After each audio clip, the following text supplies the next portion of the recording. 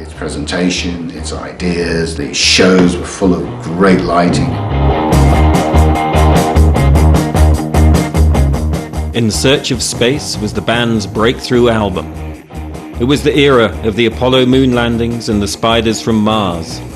Outer space was in the air, and Hawkwind were ready for takeoff.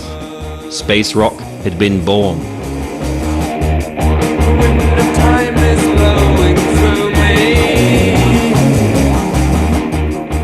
The album came with Calvert and artist Barney Bubble's Hawkwind log, which envisioned the LP as a two-dimensional trip in space and time. Lots of Barney's ideas, that were incorporated in that. He and Robert got together over the concept of this spaceship that lands on Earth and becomes two-dimensional, really off-the-wall, wacky, very interesting and metaphysical and mythological and science fictional and science fantasy.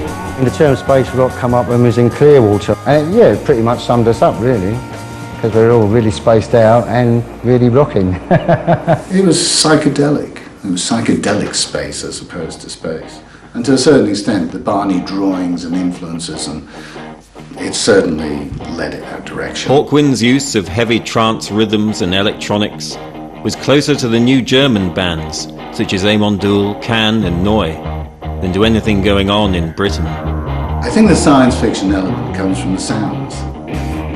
If you think about it, you had this audio generator in the background, which the only other band in the world using an audio generator at the time was Silver Apples. And Dick Mick would have these wonderful sounds going across the albums, and sort of spacey sounds. And because that was spacey sound, it was an inevitable thing that we're going to sort of follow that path. Former roadie Dick Mick was soon to be joined by another roadie elevated to the stage, Del Detmar.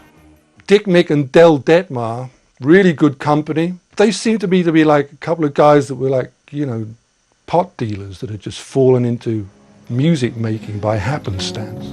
It was happenstance that brought another key member to the band. I just come out of the Hendrix roadie job, And then I was in a squat in Gloucester Road and I met Dick Mick. One of the chicks living there picked him up in a boozer or something and brought him back, and he was on his way to India. And he was going in the wrong direction anyway, he was going west, But we discovered that we had a mutual interest in seeing how long the human body could be made to jump about without stopping. Yeah, he was more into uppers and downers rather than psychedelics. I don't think he was that much into psychedelics at all, which the rest of the band were large. Lemmy first joined the band at a gig at a squat in Powis Square in September 1971. I never picked up a fucking bass before I went to that show in Powis Square in my life. Never played bass, never touched one. And they said, who plays bass? And Dick Mick said he does. And I thought, I don't play bass, what are you talking about? And I walked on stage and Nick Turner, helpful as ever, said, make some noises in E, this is called You Shouldn't Do That.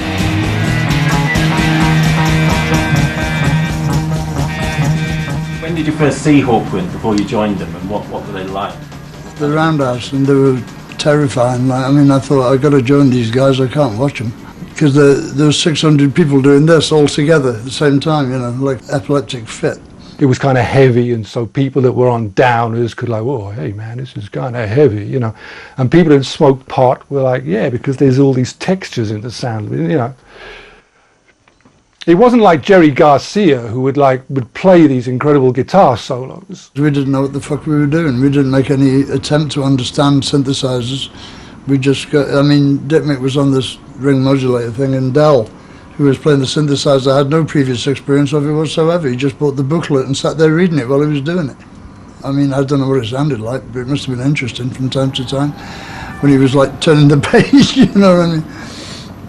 Yeah, it was experimental in the true sense, We really were trying to find some new way of doing music, and using the electronics, rather than simply using the electronics to be a kind of amplification for acoustics. We were actually trying to use electronics for their own sake. But without the kind of pretentiousness that tended to be around. I think I was proud that we were the only people who didn't say that we were influenced by Stockhausen.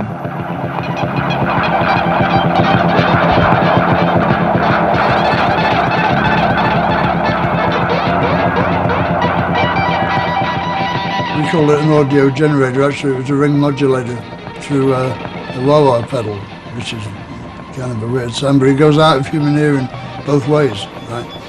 If it goes out of human hearing upwards, then your inner ear fails and your balance goes and you fall on the floor and eventually throw up. And if you go below human hearing that way, it loosens your sphincter muscles and you shit down your legs. So we used to have a lot of fun with the audience, yeah. I used to have these speakers I call eliminators. I had one on each side of the stage. They're huge things.